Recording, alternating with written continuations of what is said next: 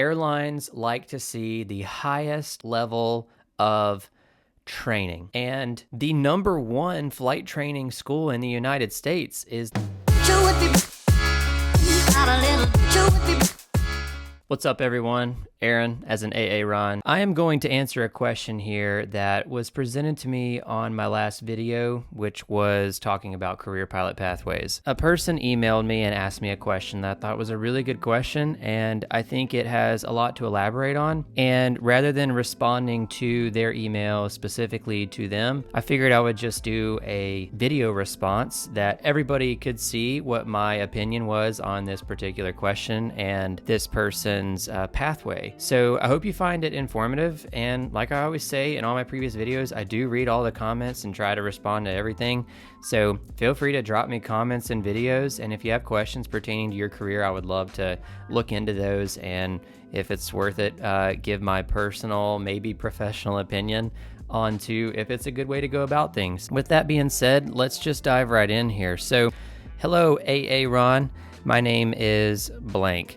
I am a high school senior and currently working towards, or also just started the cross-country phase of achieving my private pilot's license at X Flight Center here in blank state, blank city. I found your channel and content to be incredibly helpful and inspired by your work. Could you give me just some personal advice on how I should take off with my piloting journey? This fall, I'm applying to multiple Part 141 flight colleges like Embry-Riddle, Purdue, Florida Tech, UND, WMU. My father wants me to go to college as our family looks highly of it. With that being said, a Part 141 college would be my best bet for the career I want to pursue. I got into Embry-Riddle so far and am waiting on the others to get back with me. The problem I heard with Embry-Riddle is that, for one, it's extremely expensive and not worth it, and they force their students on check rides they may not be ready for, staining their records. Florida Tech, I think, is a good fit.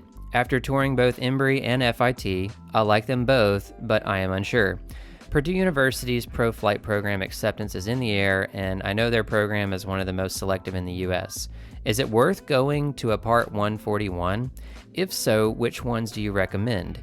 Have you heard some insights from any of those programs? Do I just stay local in the area and not go to college to train at until I get my ratings and meet my 1,500 hours? Before applying to a pathway program or airline? What do you think I should do? My father is willing to support me to attend an expensive school like Embry-Riddle, but I'm not sure if it's worth it. I would love to hear what you think. Thanks so much for your insight and time, student. All right, a couple thoughts with this. When it comes to airline hiring, as a person that looks and evaluates a candidate, the number one question we as the airline are asking ourselves is this person going to pass training? Well, an application and a resume doesn't really say a lot about a person. Believe it or not, it really doesn't.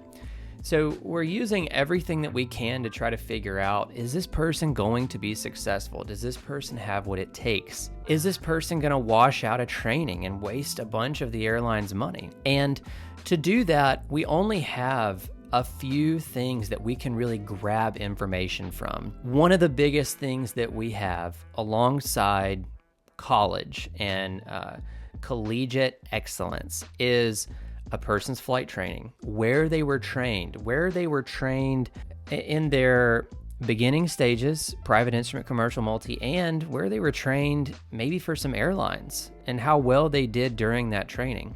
And so I would say, generically speaking, and there is no ranking program, there's no official ranking for anything, but I would say airlines like to see the highest quality level of training.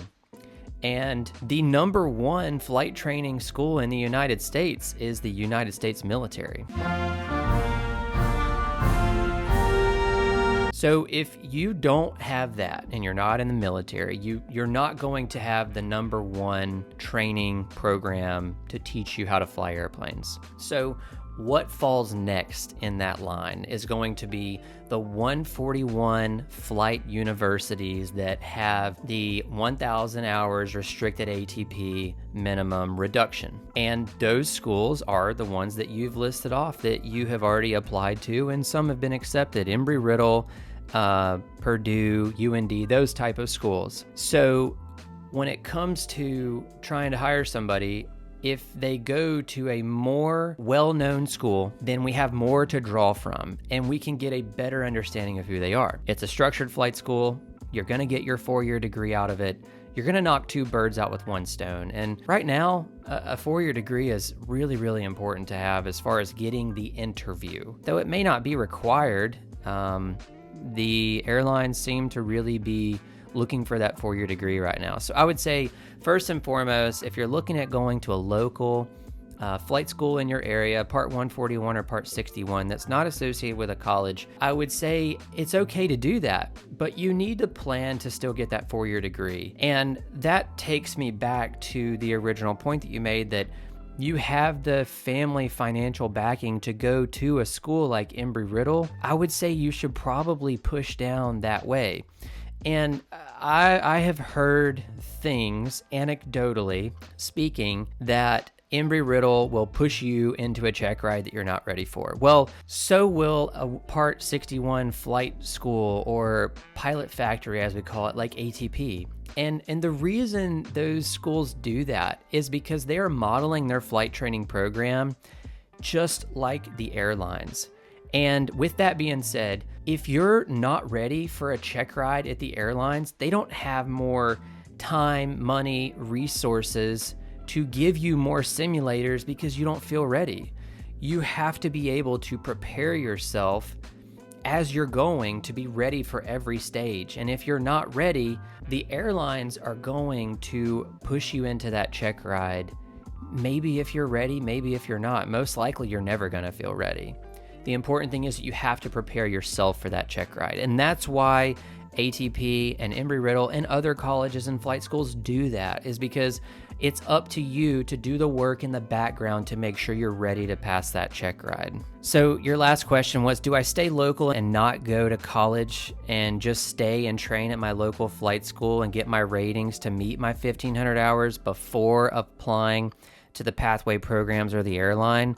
What do you think I should do? I think absolutely, if you have the financial capability to go to Embry-Riddle and get a 4-year degree, or one of the 4 universities that you listed here, and have it paid for, I think I would strongly urge that that's what you do, because you're gonna need to get your flight training done. You're gonna need to get your 4-year college degree behind you in order to be able to get accepted to an airline.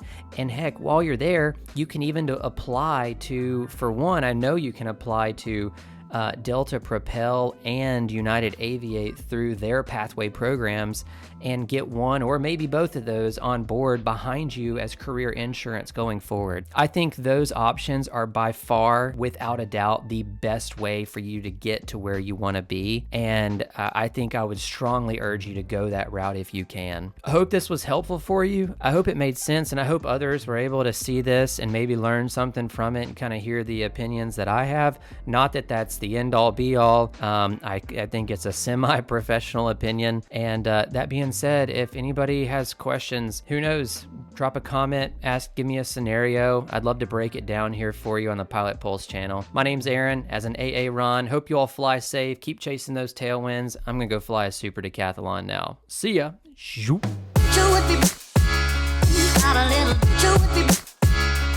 Out a little.